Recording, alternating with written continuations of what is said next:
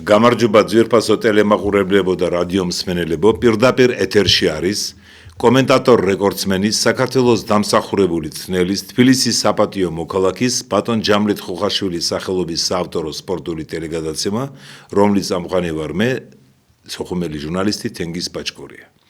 დღეს 2025 წლის 16 დეკემბერია. შემდეგ სამშაბათს იქნება გადაცემა და მერე იქნება საახალწლო პაუზა.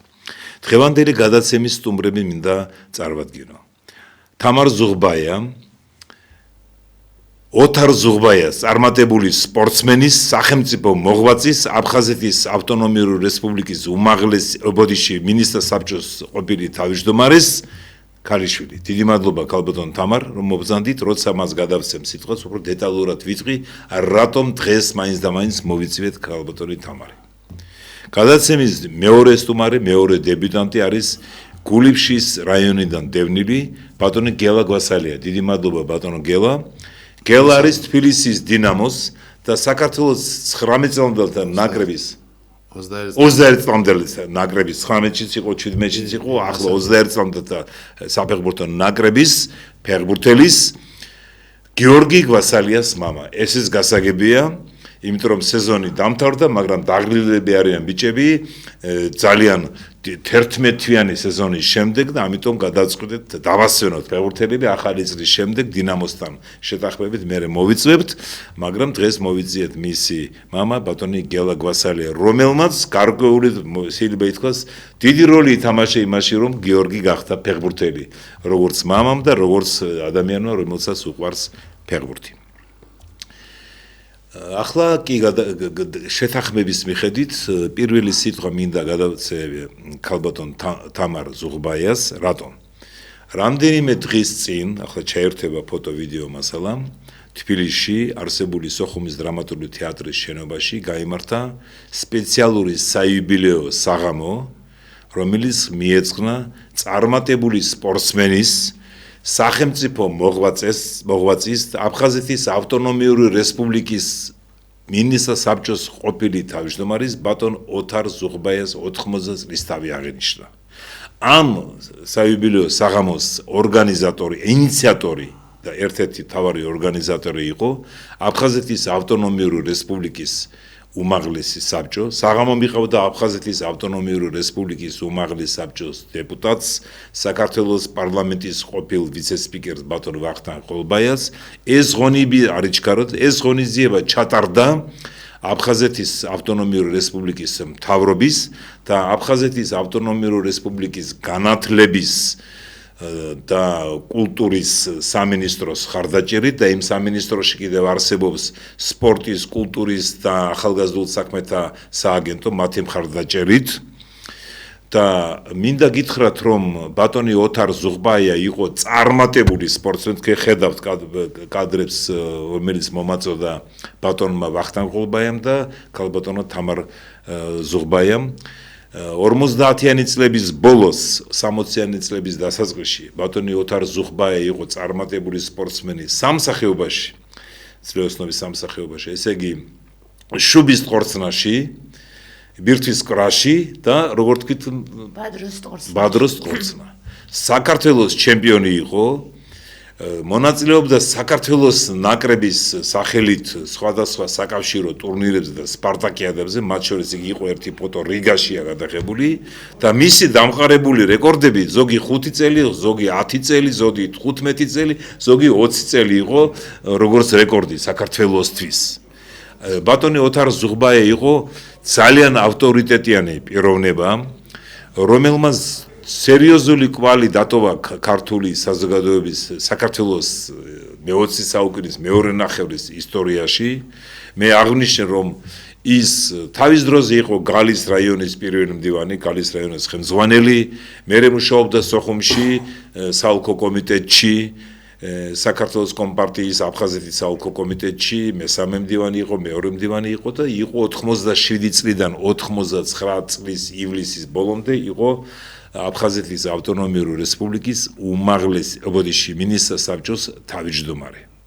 შემდეგ გადაიყვანეს თბილისში, აქ მუშაობდა საგანგებო სიტუაციების სამინისტროში ერთ-ერთ დეპარტამენტის უფროსად და მე მას ვიცნობდი 1988 წლიდან და რაც თავარი ხედავთ ეს კადრები, ეს არის 17 წლის ოთარ ზუღბაია და მისი ძნელი კარლო ზუღბაია, ხო, გალში კონსტანტინე ბოდიში, ხო, კოტე კონსტანტინე ბოდიში შემეშალა და მინდა გითხრათ რომ ბატონი ოთარ ზუღბაია იყო ძალიან ავტორიტეტიანი პიროვნება, პრინციპული ვაჟკაცი კაცი, რომელიც 1989 წლის მარტში გუდაუთის რაიონის ობლ ლიხში ჩატარებული მოსკოვის მიერ ინიცირებულ შეკრებაზე სეპარატისტთა მიერ მოწყობილი აქციაზე კატეგორიული უარი თქვა და ხელი არ მოაწერა იმ მიმართვას, რომლის ავტორები ითხოვდნენ აფხაზეთის ავტონომიის გამოყოფას საქართველოსთან. ეს მოხდა 89 წლის 18 მარტს, ხო, მარტში იყო,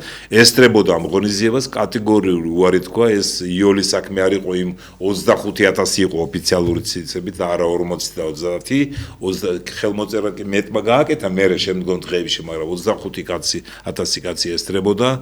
ახლა მე ვიხმარე სიტყვა სეპარატისტი. ბოლო დროს მეუბნებიან რომ წყინთო აფხაზურ ხარეს, არა გენაცვალე. სიტყვა სეპარატიზმი არ არის შეურაცხყოფა. სეპარატიზმი ეს სხვათა შორის აფხაზმა მწერალმა ჯუმა ახუბამ 94-ში თავის წიგნში დაწერა. იმ დროს არ იყო ინტერნეტი. სეპარატიზმი ნიშნავს გამოყოფას. ეს არ არისო შეურაცხყოფელი სიტყვა აუხსნა აფხაზურ საზოგადოებას მწერალმა ჯუმა ახუბამ. არ უნდა ვწოდო ჩვენ ხომ გამოყოფა გვიდოდაო და ამიტომ თუ ჩვენ გვეძახიანა ასე მოგმართამენო ეს არ უნდა იყოს საწყენი. ხო კი მაინც წინ ზოგიერთებს, მაგრამ ეს არ არის გინება, ეს არის პოლიტიკური ტერმინი, რომელიც ბევრ ქვეყანაში არსებობს, სადაც არის ესეთი მოძრაობები.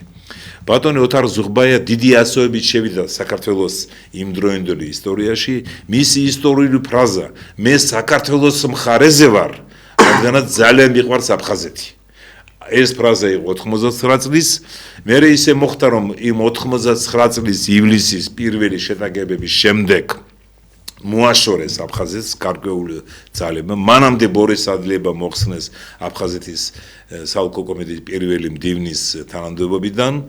ცალკე ისტორია 90 წელს როცა უნდა დაბრუნებულიყო დეკემბერში სესია რომ იყო უნდა დაბრუნებულიყო ბორის ადლება პირველ მდივნად და ოთარ ზუღბაია მინისტრთა საბჭოს თავმჯდომარედ. იყო ასეთი შეთანხმება, მაგრამ შეთანხმება არ შესრულდა. იქ კონკრეტული პირები იყვნენ, ვინც ამის წინააღმდეგ წავიდა ფარულად, კონკრეტულად ვლადისლავ არძიმბა, რომელიც იმ დღეს ერთხმად აირჩიეს, იმიტომ რომ იყო ის თბილისთან იმ დროს ეს შეთანხმებული აფხაზეთის ავტონომიური რესპუბლიკის უმაღლეს საბჭოს თავმჯდომარედ 90 წლის 4 დეკემბერს.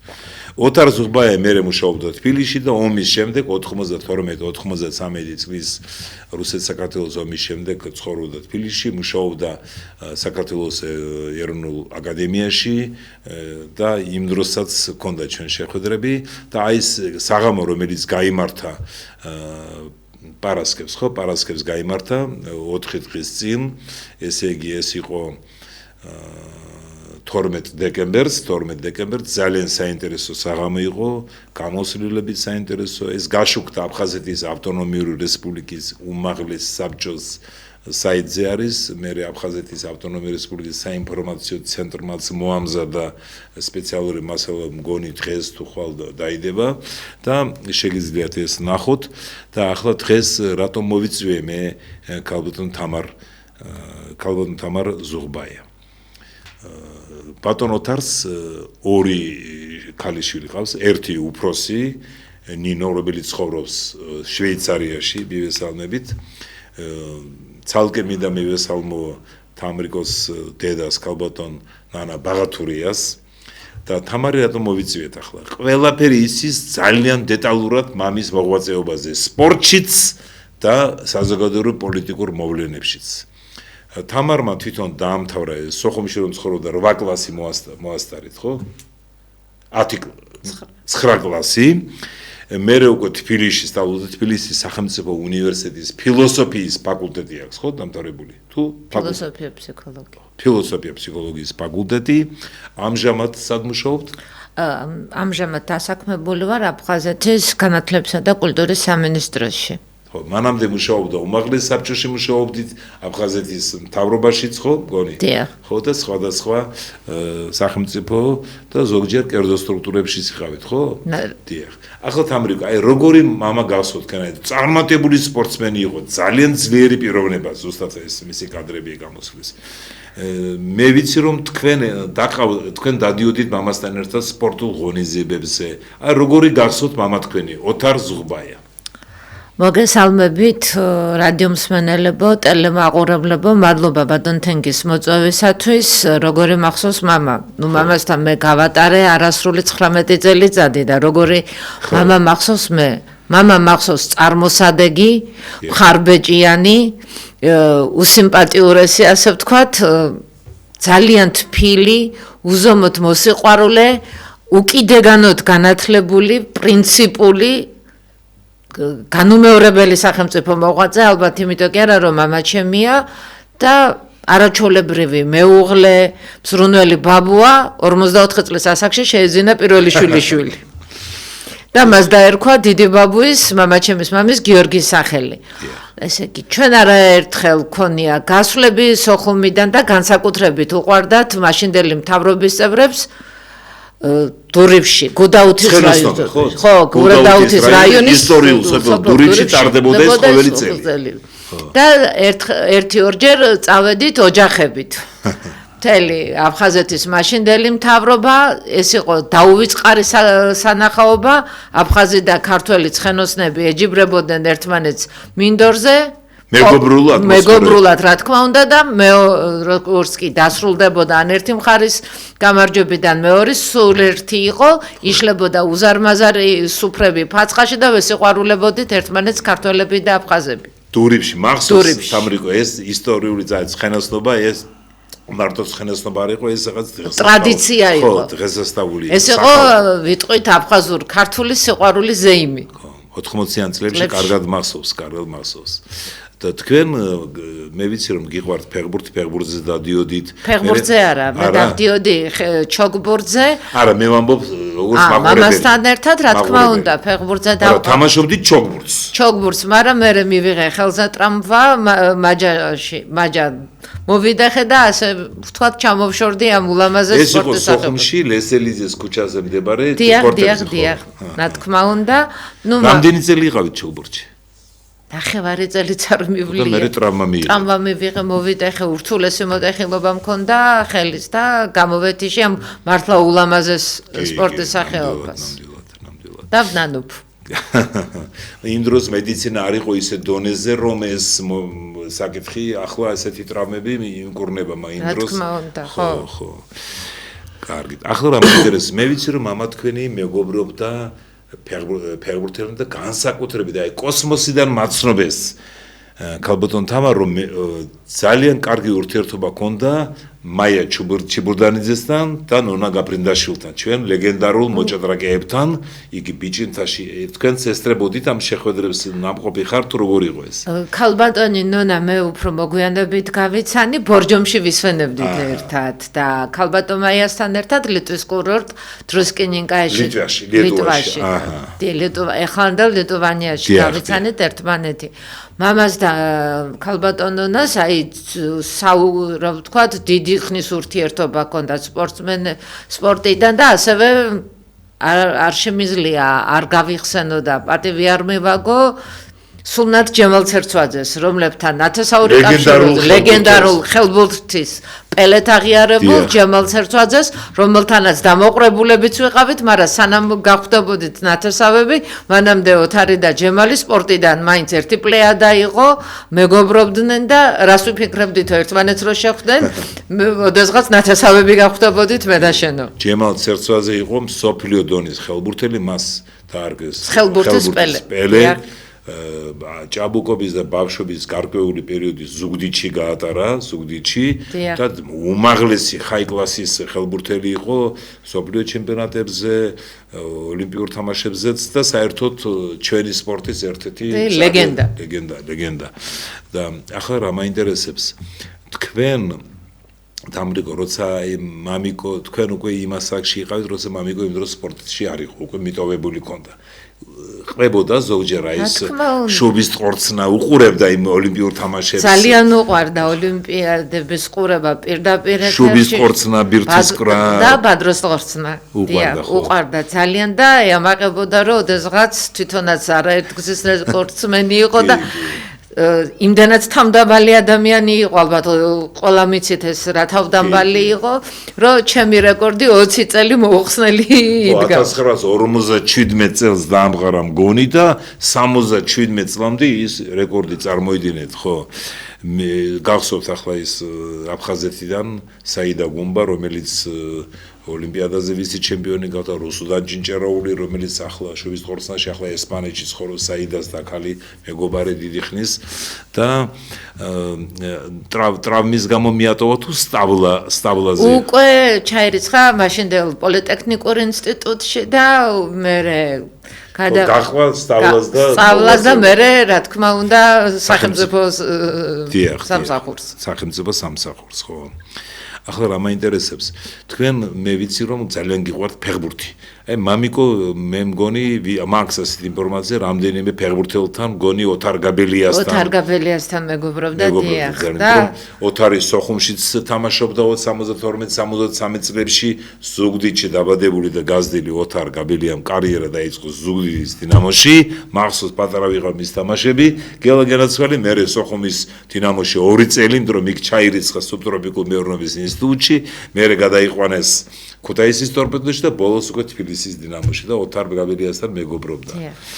ესე იგი ახლა ოთარი სულ მეუბნებოდა მატჩების წინ, ხო მამა თქვენს ეს არ გაუჭირდებოდა ბილეთები, მაგრამ მატჩების წინ ნახევარ საქართველოს ურეკავდნენ ფეხბურთელებს, ბილეთი უნდოდა რომ ანშლაგი იყო დინამო არენაზე, დინამო სტადიონზე იმ დროს ანშლაგი იყო და მამა თქვენს რასაკვირველია არ გაუგვირდებოდა ეს.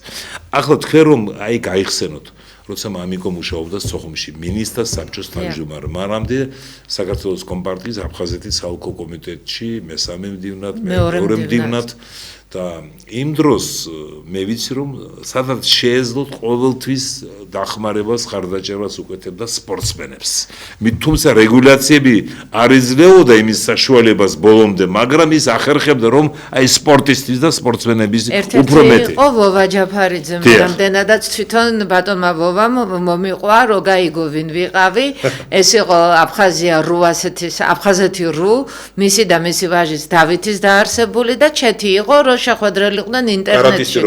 ხო, სასაუბრო ასეთი ჩეთი ხო საუბრო და ვოვამ რო გაიგო რუსეთში იყო მე წავიდა მგონი ევროპაში. ესპანეთშია ეხლა ბატონი ვოვა რო გაიგო მქონდა ესეთი ძალიან ორიგინალური თიკუნი და ესეთი ღიმილაკი ფრთიანი გოგონა და იმ ფრთიანი ფერი ის უკან რო აღმოჩნდა ოთარ ზუხბაიას ქალიშვილი ვოვასთვის ერთგვარი თავზარდამცემი ბჭყალებში ინფორმაცია აღმოჩნდა და მომიყვა ისტორია რომ იყო აფხაზეთის ბიუროს შეიკრება ესწრებოდნენ ზუსტად მახსოვს სულნათი ბორის ადლეიბა ხელმძღვანელობა რუფეთ ბუთფა და მამაჩემი უნდა გაუშვან მე მგონი აფხაზი თუ არ ვიცი რომელი ეროვნების და ტურნირზე არა ეშერის ბაზის დირექტორის მოადგილე ეშერის ბაზის ოლიმპიური სპორტული ბაზა დიახ ცნობილი მიდიოდა ხო საკავშირო მნიშვნელობის საერთაშორისო ნუ ალბათ ყოველას თავისი ფავორიტი სპორტსმენი ყავდა და პიროვნება და მამაჩემს უთქვია რომ ხუთ მე ყავს ასეთი არაჩვეულებრივი ბიჭი ვოვა ჯაფარიძე ვოვას ძალიან თავდაბალია ყველამ ვიცით ბატონ ვოვას უთქვია მე რატომო ეხლა რაც გითხარი ის გააკეთეო მამაც უთქვია და ასე აღმოჩნდა ჩვენი ყოველთვის საყვარელი ვოვა რომელიც ეხლა ესპანეთში მოახვაწობს მძიმედ არის ავად მაგრამ ისეთი ხატვის უნარი აღმოაჩნდა ხანდახან სიყვარულით ვოვა სალვადორ დალის მეძახი სოხუმიდან ვიცრობ სოხუმიდან დიახ ახლა თქვენ სპორტიდან თითქმის გადავედით რაღაცა პატარა ფორმით პოლიტიკაში მაგრამ ერთ პატარა ისტორიას მოგიყვებით ახლა 1988 წელია 1988 წელი მაისი ამერიკის პრეზიდენტი რონალდ რეიგანი ჩამოდის მოსკოვში იმისათვის რომ შეხვდეს მიხეილ გორბაჩოვს საკავშირის ხელმძღვანელს ეს მაისის ბოლო მაისის ბოლო დღეებია. მანამდე ჩვენ ვიცოდით და მე იმ დროს ვიყავი დამწყები ჟურნალისტი, პედაგოგადაც მუშაობდი, მანამ ინსტიტუტშიც, მე სკოლაშიც, მაგრამ თავარი იყო ჟურნალისტიკა. და ჩემი ჭკუით ახლა ვიფიქრე გელა, უნდა მივწერო წერილი რონალდ რეიგანს და მიხეილ გორბაჩოვს. ჭკუა დავარიგო ახლა მე 28 წლის ბიჭმა უნდა დავარიგო ჭკუა რომ არიქა თქვენ როგორც ისე გააკეთე შვიდობა რაღაცები აკეთიკეთ და მაგრამ თავარი ეს არის ეს წერილი დაიბეჭდა გაზეთ მოსკოვსკი ნოვოსტი რომელიც გამოდიოდა რამდენიმე ენაზე მთელ სოფლიოში ვრცელდებოდა რუსულად ინგლისურად ფრანგულად და ასე შემდეგ და იქ თავარი რა იყო ის კი არის რომ მე ჭკუას ვარიგებდი რეიგანს და გორბაჩოვს იმედი გვაქვს რომ თქვენ მოახერხებთ რაღაცებს უკვე საჯაროებაც დაიწყო გლასნოსი პერესტროიკაის გარდაქმნა რაღაცები შერბილდა ხო სიტუაცია და თავარი კი იყო მე მქონდა დაწერილი ასეთი ფრაზა მე ვარ თენგიზ ბაჭკორია город Сухумит, Черноморское побережье Грузии. ასე მოდა ტექსტში და ხელმოწერაც. ამას მოყვა ძალიან დიდი აჟიოტაჟი გარკვეულ წრეებში. სოხუმში გაზეთი რომ ჩამოიტანეს მეორე დღეს мама ჩემს ცალკე აწუხებდნენ, დედა ჩემს ურეკა არ იცისო საცხოვრობსო Черноморское побережье Грузии. ხო და მე როცა მითხრეს კი მაგრამ ჯერ ერთი მეთქი რეიგანმა არც სოხუმი იცის მეთქი და არც თბილისი ხა ის მისთვის ეს საბკავშირი უკვე ეს ერთი. მეორე მეთქი თქვენ რა გაგწინამდე რამე არის იქ რომ ეს კონსტიტუციით ასეა და ისტორიით ასეა. მაგრამ ამით არ შემოიფარგლა ეს უკვე ნაბიტანი შემაწუხეს და მე საოლქო კომიტეტიდან ქალბატონმა დარეკა ხვალ ხართო მოწვეული გასაუბრებაზე მე ხო მივხვდი რა თემაზე ცხოვრებაში არ მოუწევია და საოლქო კომიტეტში გასაუბრებაზე გვარიც მითხრეს ერთ-ერთი მაღალ ჩინოსანი იყო აფხაზი ეროვნების ნორმალური კაცი იყო მაგრამ ახლა არ მინდა თქვა მისი გვარი იმიტომ რომ მას ნათესავი ვიღაცა აქაც იქაც და ამიტომ არ აქვს ამას მნიშვნელობა და ვიფიქრე ახლა უკვე ნაბედანი შემაწუხესო იმიტომ რომ ეს დაწერე შენ და მივედი ჩემ მეგობართან უფროს მეგობართან კოლეგასთან საშა ბერლოვასთან მამითხრა თენგიზ შენ არენიულო მოდიო ახლა ჩემთან რედაქტორთან შევალთო ისავეც აფხაზიაში გაზეთში მუშაობ და იქიდან დავრეკოთო რამდენიმე სამთავრობო ტელეფონები იყო მე იმ დროს ოფისი მქონდა მაგრამ იმ დროს არ მქონდა ეს სამციფრიანი ნომრები და ჯერ მითხრა რომ უშიშროების მინისტრთან დარეკევენ და არ გვიპასუხა არ იყო ადგილზე კომოშვილი გრიგორი. მერე დაურეკეთ ვის მითხრა ოთარ ზუღბაიას დაურეკო. კი ვიცნობს მეთქი შენახვედრი ვარ რაღაცა ღონისძიებებზე და ბატონ ოთარის მოუყევი ის ისტორია რომ ზეწოლა მიდის მამაჩემზე დედაჩემზე ტელეფონით რეკავე როგორი ახლა იმ დროს ხომ არ იყო ამომცნობი და ცუდი სიტყვებით ახლა გინება არ იყო მაგრამ ჩვენ ვასწავლითო მას საცხოვრო უნდა იცოდეს საცხოვრობს ასე შემდეგ და ოთარი მეუბნება ბატონ ოთარი მეუბნება ხომ ხარო მოწვეული არინერიულო შვიდად მოусმინეო და ბოლოს უთხარიო ასეთი პრა ჩემა მომცა დაწერონო თვითონ რომ სოხუმი არ შედის თუ არ შედის საქართველოს შემადგენლობაში და უთხარი რომ მას გამოვაქვეყნებ გაზეთში და შესთავაზეო აბა რას გიპასუხებენო და ეს წარმოუდგენელია რომ ეს დაიწერათ საოლქო კომიტეტის მაღალი რანგის ჩინონი და მეორე დღეს რომ იყო გასაუბრება ხუთი კაცი ესწრებოდა ორს ვიცნობდი დარჩენი პირველად ნახე და რომ მოვისმენე ძალიან ზიობიანად მაგრამ ეს უნდა დაგეწეროთ აფხაზკაია SSR რაღაცები და მე გრუზინსკაია SSR მე ვთხარი ამდენი ადგილი არ იყო ჩერნომორსკე პაბერეჟე გრუზია ასე იცნობს ხალხო საკურორტო ქალაქია აქეთიკეთ და რომ ხედავ რომ არ აკმაყოფილებს ეს პასუხი მე ვთხარი დაწერეთ მეთქი რომ სოხუმი არ არის საქართველო და მე ამას გავუშვებ მეთქი მოსკოვსკი ნოვოსტი ნახოთ დაბეჭდონ თუ არა და მეუმატე კიდევ ამ წერილს აიგივით ხელ იმას ქსეროზე გადავიღებ მეთქი და გაუგზავნეს საბჭოთა კომუნისტური პარტიის ცენტრალურ კომიტეტში ხო პარტიულ მუშაკი რომ წერს კონსტიტუციის საწინააღმდეგო წარმოიდგინეთ არა თქვენ არინერვიულთა ისე მოგიწვიოთ რომ გაცნობა გვინდოდაო თქვენი რაღაცები არავითარ ახლა იცოდნენ მე ვიბეჭდებოდი თბილისის გაზეთებში სოხუმის მოსკოვის 93 წლიდან უკვე 5 წელი ბევრი ხალხი მიცნობდა მაგრამ ამ ფრაზამ აფორიაკა და ბატონ ოთარის რჩევამ ისე გაჭრა რომ დამშვიდა ეგ სიტუაცია მოვედი სახში და დამხდა ტელეგრამა დამხდა ამერიკის საელჩო მოსკოვში ჩემ სახელზე გვარზე გიწვევთ მოსკოვში სპეციალურ მიღებაზე ჟურნალისტებისთვის ახალგაზრდა ჟურნალისტების გაიმართება ამ ვიზიტის ფარგლებში და აწერია ამერიკის საელჩოს მესამე მდივანი გარი რობინსონი. ხო და ვიფიქრე ახლა ხომ დავიჯერე, იმიტომ რომ ახლა იქ თელ სოფლიოში ის მოსკოვსკი ნოვესტი მე ამერიკულ გაზეთშიც გადაუბეჭდია და მე ვერ ვიპოვე ის გაზეთი მითხრეს მე იმ დროს ხომ არ იყო ეს ინტერნეტი რაღაცები და ახლა ვფიქრობ იქ რომ წავიდე ჯერ ერთი საბჭოკავშირია იქ გიყურებენ შეიძლება არ შეგიშვან შეიძლება უშიშრობა არის და კლავ მივედი იმ რედაქციაში საშა ბერულამ დამარეკინა უშიშრობის მინისტრ უთხრა რომ მიდის და რამე შეფერხება არ იყოს კი მე გადავცემო და მე ბატონ ოთარ ზუხბაიას და ბატონ ოთარი მეუბნება თენგიზ ეს კარგია რომ მიდიხარო ტელეგრამა ხომ უთხარი მაგრამ კარგი შარვალ კოსტუმი გაქვსო ახლა ამშვიდ მე მამშვიდებს იმიტომ რომ ძალიან განვიცდე ხო ხუმრობა არის იქ წახვედი იმ დროს და იქ გელოდებიან ასე ფიქრობ მე და შარვალ კოსტუმი თავისი ჰალსტუკი იმით და მე უთხარი კი მეთქი შევიძინე იქ უნივერმაღში ყველაფერი და მე აღმოჩნდა რომ ეს იყო მეგობრების ხუმრობა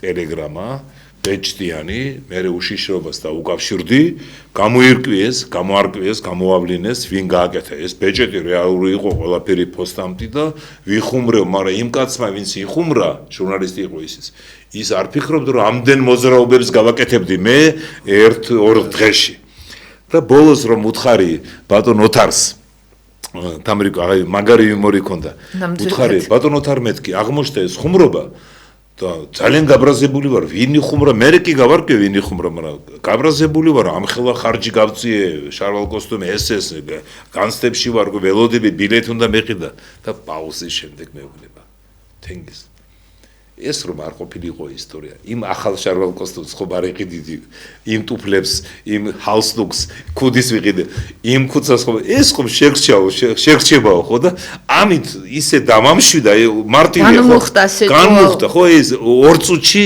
რაღაცებში და არ ინერვიულო ყველაფერი ხდებაო ცუდი ხომ არ მოხდაო შარვალ კოსტუმი და იმ დროს ახლა ეს დღეს არავის არ გაუკვირდება მაგრამ იმ დროს ხომ ყველაფერი დეფიციტი იყო და იმის პოვნაც ან სპეკულანტებში უნდა გიყიდა ან სადღაც ისეთ ადგილას რომ შენ დახურულ მაღაზიებში ის დახურული არ იყო მაგრამ მოახერხე და ეს ისეთი თემა არის რომ უბრალოდ აი 2-3 წუთში ახლა მეტყველებს სახელმწიფო საერთოდ ვალდებული არ იყო ჩემთვის რამე არ ენერგიულ თეგოს ყოველდღე არ ენერგიულ გემუქრებიან ვიღაცები არაფერი არ არის იგი ყველა დევნილ არ ენერგიულ მაგრამ მან მითხრა წერილი გამოართვა და ესეც და ყველაფერი დაალაგა ეს არასოდეს არ დავავიწყდება იმიტომ რომ მიდგომა ქონდა ასეთი ყველა საკითხში ყველა ნიუანსში იმიტომ ცემდნენ ბატონ ოთარ ზუხბაიას პატივს აფხაზებიც ქართველებიც რუსებიც, სომხებიც დიდი ავტორიტეტი ჰქონდა სოხუმში, თლიანად აფხაზეთში, თბილისში, საბჭოკავშირის მასშტაბში, ევროპის ქვეყნებში სადაც იყო ნამყოფი, იმიტომ რომ ძალიან დიდი პრინციპული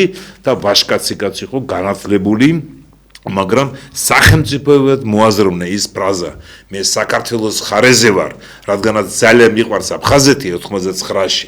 ეს იყო მთელი ცხოვრების და პატრიოტიზმის ფილოსოფია. თამრიკო ძალიან იმად ბოდიში ახლა ეს ისტორია რომ მოვყევი ეს იყო ისეთი ისტორია მე ის მეუბნებოდა ის კოლეგა ჟურნალისტი გეხვეწებიო დაწერეო ეს ვიფიქრე მან რაღაცა ნაწილობრივ დაწერა მაგრამ ისეთი ისტორია ჩვენ წრეში ეს ყველამ ვიცოდით მას უნდა და ჟურნალი იყო კრაკადილი გაუშვა არა მეთქი საშახირო თემა ეს არის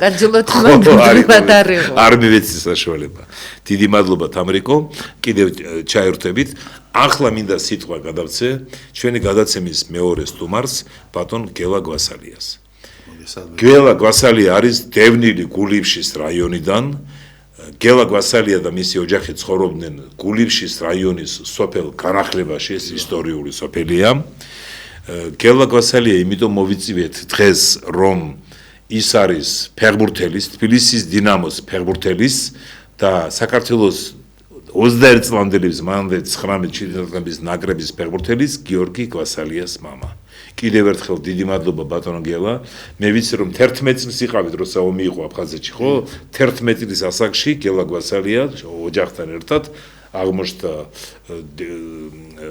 იძულებული იყო დაეტოვებინა მშობლიურ რაიონი გულივშის რაიონი 29 სექტემბერზე მე თბილისში აღმოჩნდით თუ ზუგდიდში ვიყავით ნათესავებთან და 1-6 თვე ალბათ და მე წამოვიდით თბილისში ესე იგი თქვენ 91-იანი ხართ ხო? და გულივშის რაიონის სოფელ განახლებაში ცხოვრობდით ვიცი რომ ფეხბურთი გიყვარდათ, მაგრამ ხო ის იმ პერიოდში ხო ცუდი პერიოდი იყო. აი განახლებაში ძალიან აი მოედანი ქონდა მახსოვს სენსში.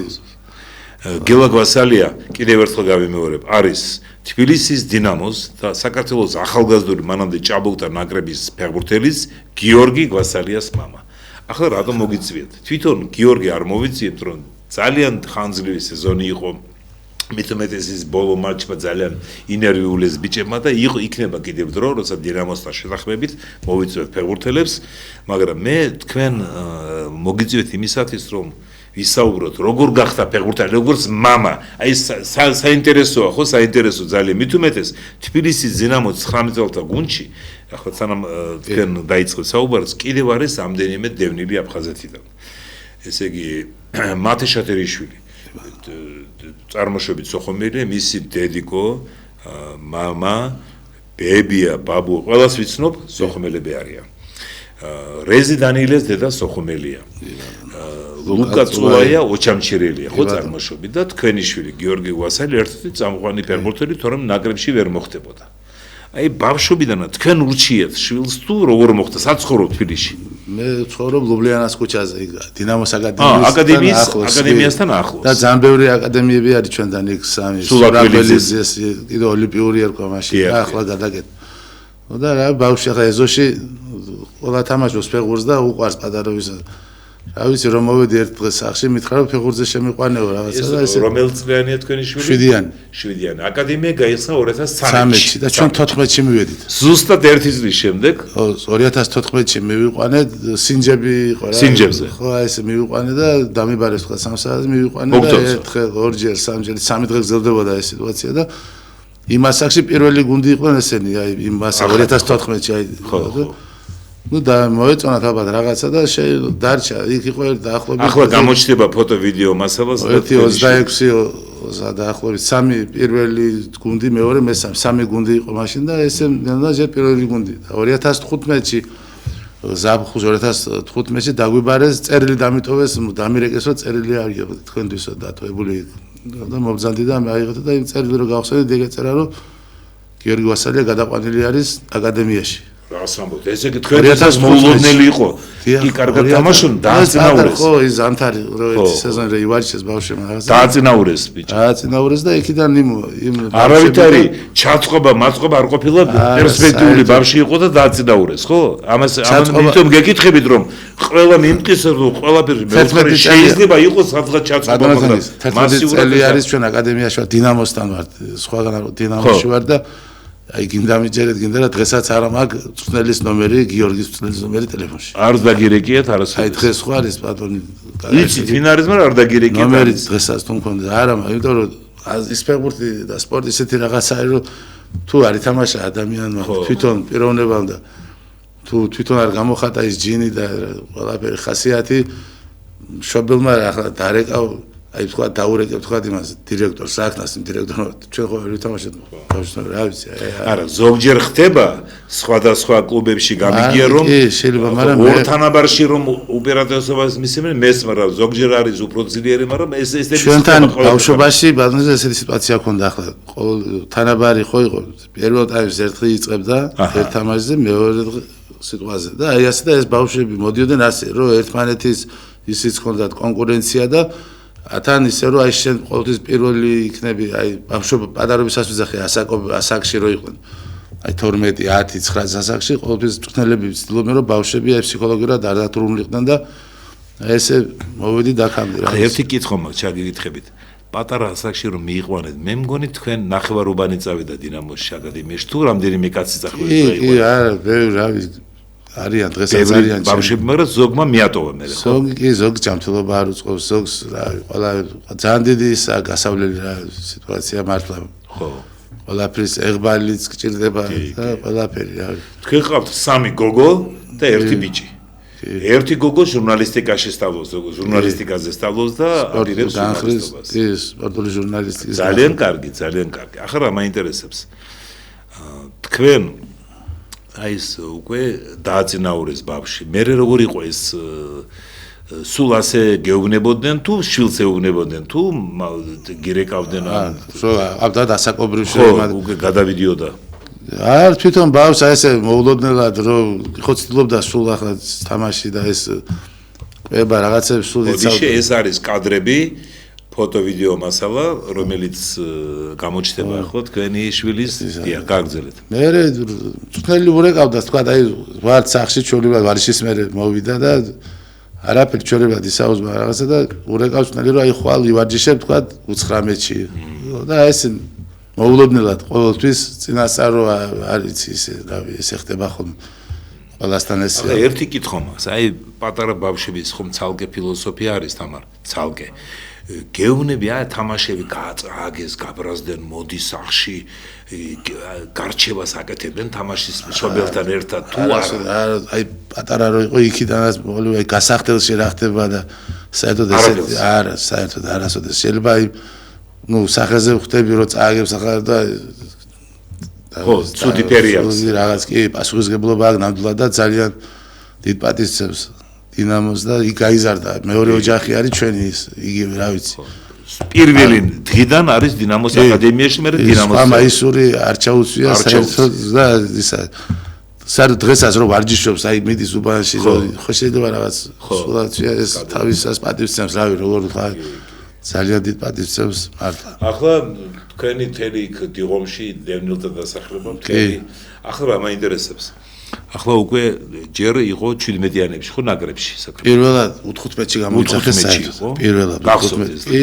როგორ არ მახსოვს საერთოდ მოულოდნელად რა ვიცი აი პირველი გამოძახება რა ვიცი მისთვისაც მოულოდნელი იყო რა თქმა უნდა ახლა ნაკრებია ხო ეს რავი ბავშვისთვის იბრძვის რომ წარმოგიდგენთ ხა 15-ეს ნაკრებში ასაკობრივ ნაკრებში რომ გამოგიზახებენ მე სულ ასაკობრივად თქვა 19-ში რო იყო გამოძახი იყო 16 წლის უკვე და ესე ადრე ასაკში ეხლა 5 სექტემბერს გახდა 18-ის და 21-იანებშიც გამოიძახეს კი ბატონ სვანაძემ გამოიძახა ესე ძალიან მოულოდნელი იყო და რა ვიცი ეს პოზიციებს იცვლიდა დაცვაში იყო ნახევარდასაჯი სულ აი პირველივე დღეს რაც მივიდა პატარა ასაკში კი პატარობიდან სურა ელიავა იყო აი 2014-ში პირველი მწნელი იყო მწნელი ხო ნუ კიდე იყო იქ ბიჭო მაგრამ ზოგადად ვიზახ ახლა არის აი 19-ში და წუთელეს დახვარი იყო ეს ადამიანი და მოყოლებული იქიდან სურა ამ ხალხმა ვინც შეხედეს ახლა იმ დღეს იმ ბავშვს და დააყენეს აი მარჯვენა მცველად ვადი დგას და არის რა კი ცენტრშიც უთამაშია ახლა მაგრამ ზოგადად ვიზახე ძირითადი პოზიცია ეგ არის აი ესე გასაგები ახლა რა მაინტერესებს არაფერს არ გიყვებათ ეს გარჩევა მატჩის ანალიზი მე ვიცი ზოგი შობელს ეკითხება მაინც სხვა თვალი ზოგი საერთოდ არ ამბობს ზოგი წნელთან იქ ახლა შეკრებებზე რომ მიდის პატარა ასაკიდან ხომ დადის შეკრებებზე უცხოეთში საქართველოს შიგნით უცხოეთში ეს ხომ პატარა ყველაზე პატარა იყო და უკვე შეკრებაზე ხო 8-9 წლის 10 წლის ასაკში პირველი ლიტვაში იყო პირველი ტურნირი რომელიც საზღვარგარეთ გავდნენ ის ატეიტის ტურნირი არის დიახ იქ იყო პირველი ეს გასვლა უცხოეთში მაგათვის მაგასაკში რა ვიცი ახლა რა მაინტერესებს მე ვიცი რომ ბოლო წლებში თბილისის ბოლო 1 წელი თბილისის დინამოს 19 წელდა გუნდის რამდენიმე ფეხბურთელს ძალიან მაგარი თვალით აკრდებიან ევროპელი სკაუტები და ალბათ იქნებოდა ხო შეთავაზებები ეს და თქვენ გეკითხებათ წავიდე მამიკვარ წავიდე თუ მარტო დინამოსთან მწნელეთ არა როგორ ჩვენ ოჯახში ხო მაგ თემაზე გვაქვს რა თქმა უნდა საუბარი და რა თქმა უნდა დინამოსთან ერთად აი ერთმანეთს როგორც კონტრაქტი ბავშვისთვის განვითარებისთვის მომავლისთვის აი მაგის მიხედვით გადავწყვეტავთ წასვლას ჯერჯერობით არაფერი არ გვაქვს კონკრეტული და ჯერჯერობით რავი დინამოში ვაგზელებთ ჩვეულებრივად და თუ წავა დინამოდან რავი აი ხო მე ვიტყოდი ახლა თბილისის დინამოს ამ თაობამ აი მე 21 საუკუნეში დიდ გუნდმა თითქმის არ აქვს დიდი წარმატება ევროპაზე, არავითარი სერიოზული წარმატება ევროპაზე თუ გამონაკლისს არ ჩავთვლით 2000-იანი წლების დასაწყისში 2004 წელს, როცა ჯგუფურ ეტაპზე გავედით, ხო 2004 წელს. ბოლო 15-20 წელი არ არის, მაგრამ ამავე დროს მინდა აღნიშნოთ, რომ ცალკე თემა იქ დიდი ფინანსები, დიდი რესურსები უნდა, მაგრამ ბოლო 10-12 წელი რას დინამოს აკადემია 2013 წლიდან არსებობს, ხო 12 რას დინამოს აკადემია გააკეთა ეს უზარმაზარი საქმე, დაწყებული პრეზიდენტით რომან ფიფიათით, გაგზელებული გენერალური დირექტორით, ცნელებით, ადმინისტრაციით, ტექნიკური პერსონალით, გაზარდეთ ძალიან სერიოზული დონის ფეხბურთელები, თითქმის ეროვნული ნაკრების ნახევარი ან აკადემიაში არის გაზრდილი, ან თბილისის დინამოში თამაშობდნენ. მათ შორის ხვიჩა კვარაცხელია, გიორგი ჩაკვეტაძე, გიორგი მამარდაშვილი და კიდევ შეიძლება ეს გვარები გავაგრძელოთ. თბილისის დინამოს აკადემიაში. ამიტომ ეს არის უზარმაზარი საქმე, ერთ-ერთი საუკეთესო, არამედ საუკეთესო კი არ არის მარტო საქართველოში, არამედ ევროპის, აღმოსავლეთ ევროპაში ითვლება ერთ-ერთი ძალიან საინტერესო. ახლა ძალიან დიდი შრომა და თუმცა ამავე დროს ჩვენ უკმაყოფილები ვართ ჟურნალისტები, კომაგებიც, რომ გიზმა გუნდმა ვერ მიაღწია რამე ბარიერები ვერ გადალახა ბოლო 10-12 წლის განმავლობაში, მაგრამ აქ არის ბევრი მიზეზი, ობიექტური, სუბიექტური და ასე შემდეგ. და ცუდი შედეგები არის არა მარტო დინამოს, არამედ სხვა გუნდების გამონაკლისების გარდა, მაგრამ რაც თავარია რომ ეს ბავშვები გაიდ ეროვნულ ნაკრებისთვის. თქვენი შვილის რასაკვირველია ოცნებობს ეროვნულ ნაკრებზე. რა თქმა უნდა, პირველი ოცნება ეგ არის, რა ვიცი. 21-იანებში თამაშობს, 19-იანებში ითამაშა, 17-იანებში 15. ოცნებები უსრულდება ასაკობრივად, უსრულდა ამ ფეხბურთის გამომდინარე ალბათ ეგეც მოხდება, თავარია ჯანმრთელობა. უტრაუმოდ ეგ არის ჩვენი პირველი სურვილი, აი თავარი დიდი. ერთ პატარა ისტორიას მოუყვები ახლა მაყურებლებს. 24 ნოემბერს თბილისის დინამომ დაპატიჟა საქართველოს ამპუტანტთა ეროვნული ნაკრები ფეხბურთში, ამპუტანტთა ეროვნული ნაკრები ბიჭებმა ითამაშეს შერეული შემოქმედება ამხანაგურად თბილისის დინამოს ადმინისტრაციამ საჩუქრები მის ეროვნული ნაკრების ამპუტანტთა ეროვნული ფეხბურთის ეროვნული ნაკრების წევრებს იქ სხვადასხვა კუთხეებში გაზრდილი ჩვენი თანამოქალაქეები არიან ეროვნულ ნაკრებში ამპუტანტთა ფეხბურთში მათ შორის სოხუმიდან არიან გულიბშიდან ცხინვალიდან 3-4 კაცი აფხაზეთიდან, ერთი ცხინვალიდან, დანარჩენები თბილისელები, კახეთიდან, გორიდან, განსაკუთრებით სხვა ქალაქებიდან და საინტერესო რა იყო, როგორც ბატონმა გელა მომიყვა, იქ იყო ხო გვასალია გიორგი და იქ იმ ეროვნულ ნაკრებში, ამპუტანტთა ეროვნულ ნაკრებში თამაშობს ერთი არის წარმოშობით გულიბშელი, მათე ქარდავა. და უნდა მისლა, მაგრამ მოერიდაო, ხო მოერიდა, იმიტომ რომ გაიგეს ხომ გამოვაცხადეთ, იქ გამოვაცხადეთ და მოერიდა, ხო ის ხომ გულიბშელია წარმოშობით. ის მათეს აქ დაბადებული აქეთ, მაგრამ საქართველოს ამ ნაწილში, მაგრამ ხომ გულიბშელია და მოერიდა. აი, მაინც რა თქმა უნდა мотивация ეს ყველაფერი ბავშვებისთვის, რა ვიცი. რომ ეს ასეთ ხალხი თამაშობს ფეხბურთს. ერთი ფეხი არ აქვს, ერთი ხელი არ აქვს. რაღაცა რა ვიცი. და ევროპის ჩემპიონატზე B დივიზიონში არიან, გერმანიას მოუგეს 3-2. და მატჩის შემდეგ იცეკვეს ამპუტანტთა ევროპის ფედერაციამ დადო, წარმოიდგინეთ ერთი ფეხის გარეშე იცეკვეს ქართულად და 5 მილიონი ნახვა იყო ევროპაში. აი წარმოიდგინეთ კან. ხო და აცი არ მოიდიდოს და ერჩევას მივცემდი კიდევ სატელევიზიო და ხო გოლს რომ გაიტანს კოცნა გაუგზავნოს ტრიბუნებს კოცნა იმიტომ რომ მარტო გოგოებს კი საერთოდ გაუხარდებათ ეს სიყვარულის მომენტია ხო ახლა კი წააგეს ეს ბოლო მატჩი მინსკის დინამოსთან სამწუხაროა ახლა ამის ანალიზს არ დავაწყებ ყველას გვეწყენა მაგრამ ცხოვრება გრძელდება უნდა გააგრძელონ დინამოშიც ნაკრებშიც მე ალბათ თუ დაიმსახურებს, უნდა დაიმსახუროს ეროვნულ ნაკრებში და ასე შემდეგ, არა მარტო გიორგი ვასალიას, არამედ იმ გუნდში არის რამდენიმე ძალიან საინტერესო ფეხბურთელი, ერთი მინდა ცალკე გამოვყო ის ინგუში ბიჭი ბელგიაში დაბადებული გაზრდილი ხალიდ დოლტმურზიევი, რომელიც არის საქართველოს მოქალაქე, თბილისის დინამოში თამაშობს, ასაკობრივ ნაკრებში საქართველოსი და მისი დიდი ბებია იყო ქართველი დედის მხრიდან და მამის მხრიდან დიდი ბებია საქართველოსია დაბადებული, უარი უთხრეს ბელგიას და რუსეთს ჭაბულთა ნაკრებზე საქართველოს ნაკრები აირჩია. ამაში დიდი დამსახურება მამამისის და აგრეთვე მისი აგენტების ქართველი სპორტული საფეხბურთო აგენტები. გასაგებია.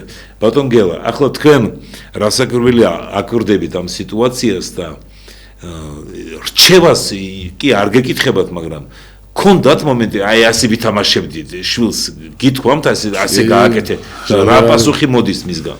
არაფერი. არ გეგამათება? არა. გიყურებთ.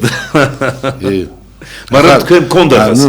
ახლა მე ვარ პროფესიით მსხვილი ადამიანი და ფეგურზე ახლა გამათება ფეგურზე საერთოდ ახლა არა. სიტყვაზე ხუმრობითი ხომ გესმით? კი არა, მე ესმის, მაგრამ კი როგორ არა, პასუხს არ არის დამოგიგებული. არ მაგ თემაზე ახლა საკამათოდ არ ყამათოდ, მაგრამ მეც ვეტყვი ხოლმე ჩემი ხედი როგორც მაყურებელი რა, როგორც ასე ჯობდა. ია, ასე რავი. და თქვენი გოგოების შვილები სამივე ფეხბურთი უყვართ თუ? კი, როგორ არა. ისინი არ აძლევენ რჩევებს ძმას. აძლევენ ალბათ, მაგრამ დაუჯერებს თუ არა, ეგ არის. უბრალოდ ნელებს უნდა დაუჯეროს და გუნდელებს, ხო, გუნდელებს, გასაგებია.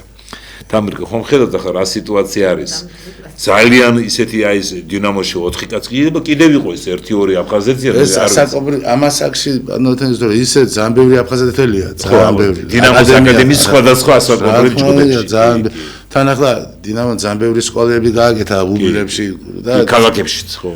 და ჩვენ კუთხის ხალხს სადაც სპორტისკენ მიდრეკილება და ფეხბურთი უყვარს განსაკუთრებით, დიახ. აფხაზეთის სამეგრელო ისტორია ჩვენს სინაპრებს ახლა სხვა კუთხები არ დავჩაგროთ, მაგრამ ჩვენ მოგვითხრობთ ბევრი პრიორიტეტი ჩვენია. პრიორიტეტი ვერ იტყვი, მაგრამ ბევრი სახელოვანი ფეხბურთელი მისცა ქართულ ფეხბურთს.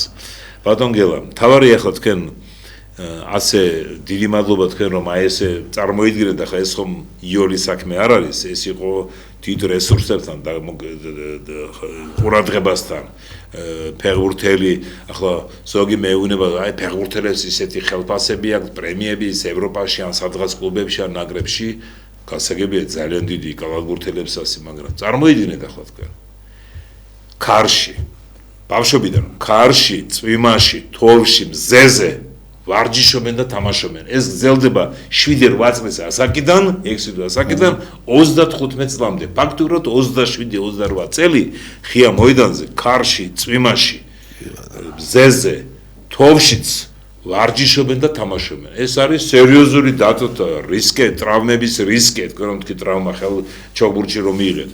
ახლა იგივე არის რაგბში, ახლა დარბაზში ვინც თამაშობს, კი, იქ ნაკლები რისკია, ახლა კალათბურთი, ხელბურთი, მაგრამ მაინც რისკი, მაგრამ აქ ხია მოედანზე.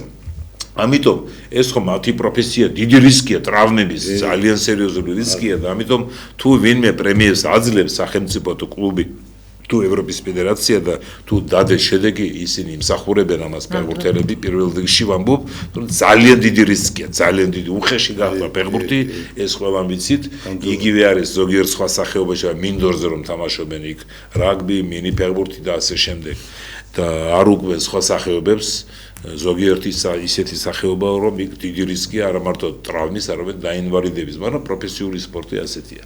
დიდი მადლობა ბატონო გელა რომ მობრძანდით, დიდი მადლობა რომ ასეთი შვილი გაზარდეთ და თქვენი შვილის გუნდელებსაც ცალკე მინდა მივესალმო და ალბათ მოვადრო მომავალ წელს სავარაუდოდ, როცა კიდევ ერთი ორშაბელს მოვიწევ გადაცემაში ფეხბურთელებთან ერთად, კაი შედეგი უნდა დადოთ, აუცილებლად შედეგი უნდა იყოს, იმიტომ რომ ეს ნიჭიერი თაობა მოდის ქართულ ფეხბურთში, ერთი თაობა, ხვიჩას თაობა, ჩაკვეტაძე, ხვიჩა, მამარდაშვილი, კიდევ რამდენიმე, პლუს ეს თქვენი თაობა უკვე დიდი სტიმული მისცეს ბავშვებს.